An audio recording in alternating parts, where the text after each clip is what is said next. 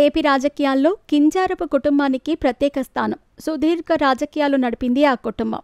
దివంగత కింజారపు ఎర్రంనాయుడు ఏపీతో పాటు జాతీయ రాజకీయాల్లో కూడా తనదైన ముద్ర చాటుకున్నారు.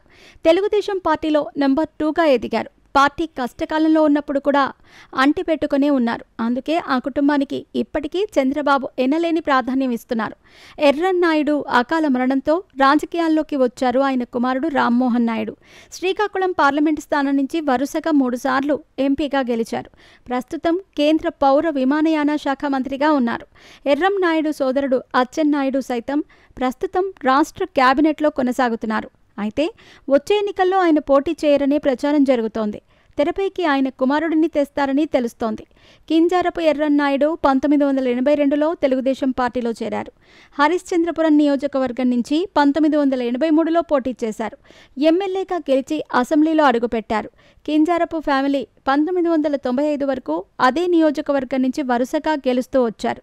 1989లో టీడీపీ టికెట్ రాకపోవడంతో ఇండిపెండెంట్గా పోటీ చేసి గెలిచారు. 1994లో టీడీపీ అభ్యర్థిగా పోటీ చేసి గెలిచిన ఎర్రన్నాయుడు కొద్ది రోజులకే జరిగిన సార్వత్రిక ఎన్నికల్లో ఎంపీగా పోటీ చేసి రికార్డు విజయం సొంతం చేసుకున్నారు. 1996, 1998, 1999, 2004 ఎన్నికల్లో వరుసగా ఎంపీగా గెలిచారు. 2009లో మాత్రం ఓడిపోయారు. ఇక్కడ కొద్ది రోజులకే రోడ్డు ప్రమాదానికి గురై చనిపోయారు.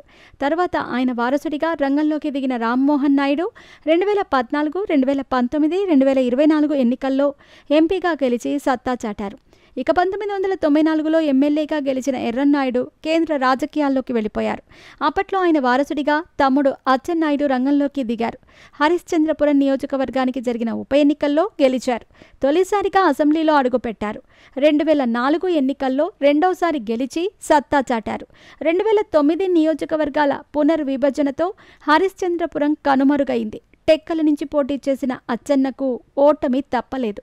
2014, 19, 24 ఎన్నికల్లో అచ్చెన్నాయుడు గెలిచారు.